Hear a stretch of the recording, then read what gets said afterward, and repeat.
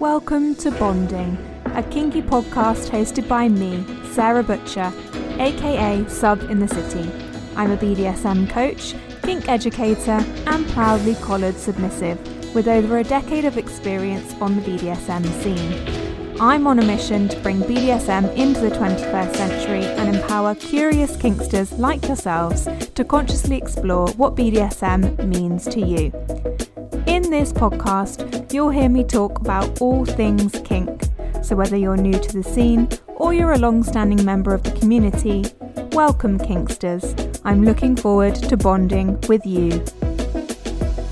Hello kinksters and welcome back to Bonding. In today's episode, I'm going to be giving you my top tips for keeping the kink alive when you are long distance. It's a topic that I get asked about a lot, and this doesn't necessarily have to be just for those in long distance relationships. These tips are great for implementing into your dynamic simply when you're not around each other, as a way to stay present in your dynamic and keep the kinky anticipation flowing.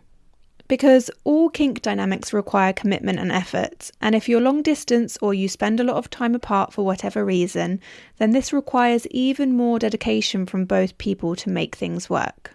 But I don't want you to see this as a chore, because the minute something becomes a chore, it's not serving either of you for the greater good. So remember to always check in with how you're feeling and adjust. Not all of the things I mention here will work for you, so take what resonates and leave what doesn't. Okay, so let's dive right in. First things first, when you're playing with kink long distance, communication is more important than ever.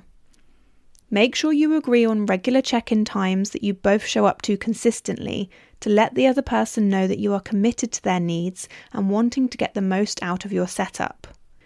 It doesn't matter how you choose to communicate, as long as you both can be fully engaged and present when doing so. So it could be a FaceTime, it could be a phone call, or it could be messenger or voice noting, even by email. Now, the latter two communication types will need to have an agreement around response times and take into consideration your schedule. This will help eliminate any miscommunication in case someone is left waiting for a reply. So you may find it useful to set aside 30 minutes or an hour each day to check in with each other, or if you know you're going to be super busy and potentially not have time to do a real-time check-in, you could agree on sending a check-in at a time that suits you, with no expectation of a real-time reply. But this is your way of letting the other person know, I'm doing okay, I hope you're doing okay too. Nailing your communication schedule will eliminate about 80% of any issues that may arise from being long distance and help you to feel more connected and present in your dynamic, even if there's no play involved some days. Number 2 is to establish the rules of the long distance dynamic. So for those of you who are primarily long distance, then these rules may stay the same as your main dynamic rules. However, for those of you who are going through periods of long distance or only spend a fraction of your time apart, you may wish to sit down and rethink your current rules and see which ones will work with long distance and which ones might need to be renegotiated or changed altogether. Of course, some physical rules won't be possible when you're apart, so think about what you might like to do instead of this that will still give you the same feeling even when you're apart. For example, if your submissive waits for you on their knees, ready to greet you when you get home from work, how might you like them to represent this in a different way? Perhaps it's sending a photo and a message saying, "Welcome home, mistress," or "Insert honorific here." If the sub is not able to send a naughty photo at this time, could that message be pre-prepared at a time when they can take a naughty photo? Or if sending explicit photos isn't your thing, then simply a photo of you in general, which will allow your dom to feel as though you are there with them in that moment. So it's these kind of logistical things that you might need to consider when implementing long distance rules. And remember to be considerate of changing limits when long distance too. As I always say with rules, don't make them too complicated, otherwise they'll be difficult to keep up with, and you need to make sure that they are things that can be monitored and tracked easily to ensure that you both remain consistent with it. If they don't fit in around your long distance schedule, then you're going to be setting yourself up for failure. My third tip is around rituals. So similarly to rules, rituals are one of the best ways to put you into your kink space. So whether you're with the other person or not. However, these will need to be looked at and discussed to ensure they are complementary to your long distance dynamic. And you may find that these need to be changed or adapted depending on where you are at that time. But remember, rituals are designed to help you feel more present in your kink space. So consider what feels good for you. Rituals for long-distance subs could include conscious exercises such as breathing, meditation, or journaling. They could include service exercises, so things like sending a ritual photo every morning or evening, or it could be a play-focused exercise such as edging, plugging, or collaring at a specific time. So you may wish to choose 3 rituals in total, one from each category to feel fully immersed in the dynamic even at a distance. And for DOMs, long-distance rituals could simply include sending tasks or commands to the sub, spending time reflecting on the sub's fulfillment of those tasks, and sending praise and feedback. But you may also wish to journal yourself, plan new scene ideas or punishments for when you're face-to-face, or practice some self-care that you would normally receive from your submissive. Number 4 is punishments. So when it comes to punishments in long-distance dynamics, this is where creativity is key, particularly if you're both enjoying the physical aspect of your dynamic. But there are so many other ways to punish a submissive from a distance. The important thing is that it's planned and executed with intention, just as face-to-face punishments would be. Ideally, punishments should be carried out under supervision of the dominant, so via FaceTime or phone, unless it's a task that can be done and submitted to the dominant by a particular deadline, such as writing lines, for example.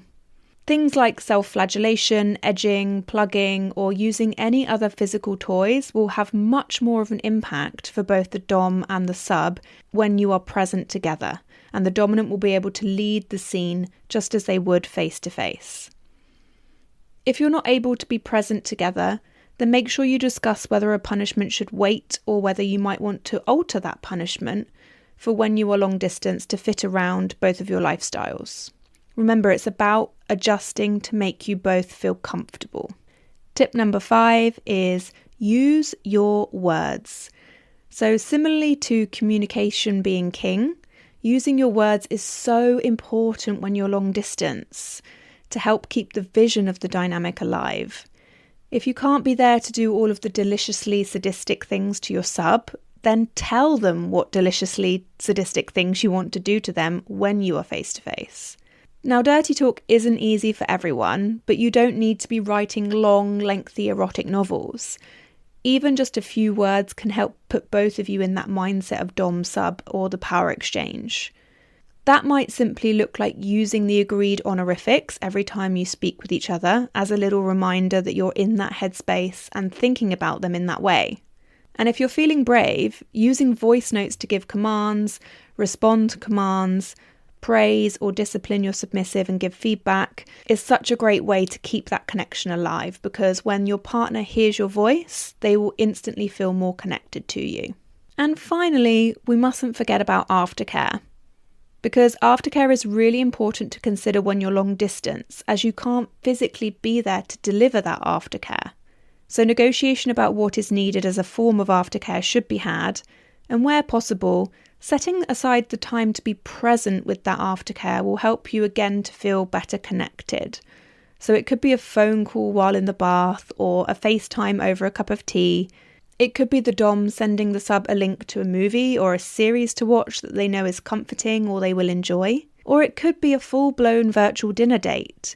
It all depends on the type of relationship you have and what you need to feel grounded, safe, and connected when decompressing from any kind of play, whether that is long distance or not. So this was a really quick whistle-stop tour, but those are my top tips on long distance dynamics. I hope you found them useful. And if you're ready to dive deeper into your dynamic, then be sure to check out my upcoming events, both online and in person. I've just released a super sexy summer event for those based in the UK called Cocktails and Kink. and we will be kicking off with an evening of conscious kink. So you can join me on this journey of conscious exploration through the senses. There will be a workshop, sensory stations, a DJ and sexy beats, aphrodisiac cocktails, and best of all, consciously connected conversations around kink all evening. I'll pop the link in the description. Early bird tickets are on sale now, and I cannot wait to see some of you in person this summer. Thank you so much for listening again, and I will see you in the next episode. If you enjoyed this podcast, please share it with your friends. And if you want to continue to consciously explore your kinks, be sure to check out my upcoming workshops and events at subinthecity.com/events, or book your one-to-one BDSM exploratory session with me today at subinthecity.com/booking.